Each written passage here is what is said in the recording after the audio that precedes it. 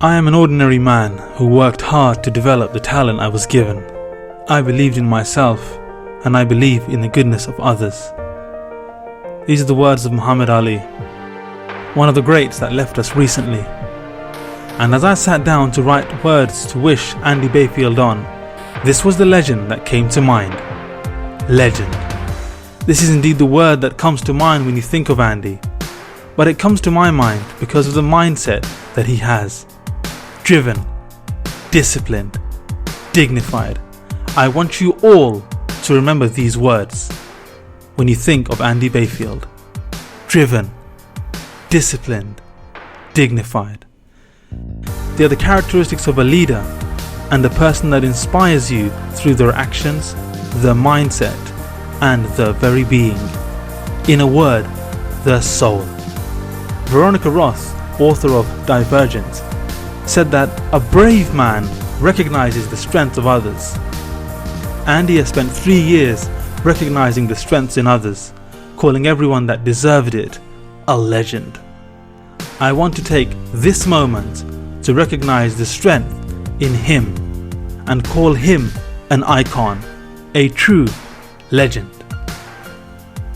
Arthur Conan Doyle, author of the Sherlock Holmes books, said, "Mediocrity knows nothing higher than itself, but talent instantly recognizes genius."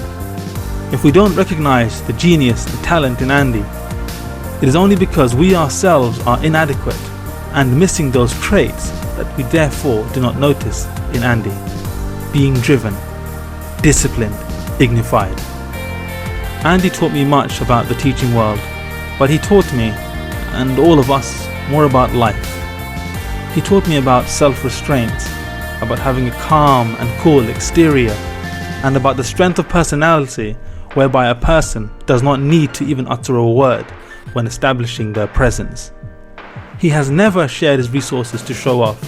Instead, he's been willing to help us with resources when we've asked.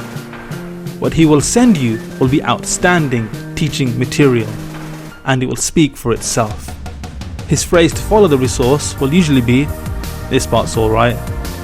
But it's not just alright, it's outstanding, and always outstanding, always legendary. I have tried to convince him to stay.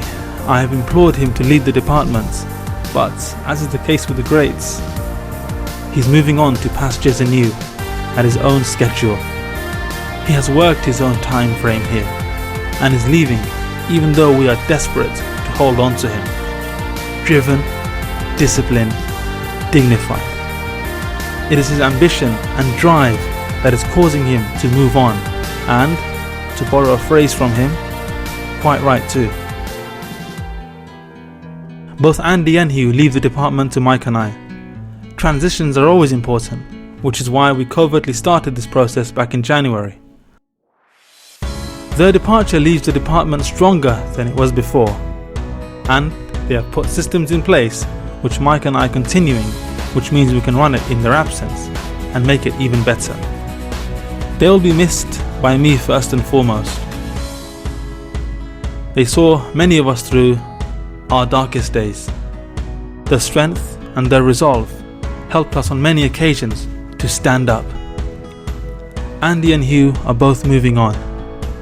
Sylvia Plath said in her journals about this, and the danger is that in this move towards new horizons and far directions that I may lose what I have now and not find anything except loneliness.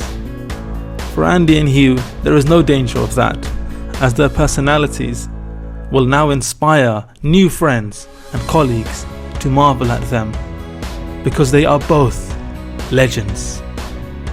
The loss then is entirely ours.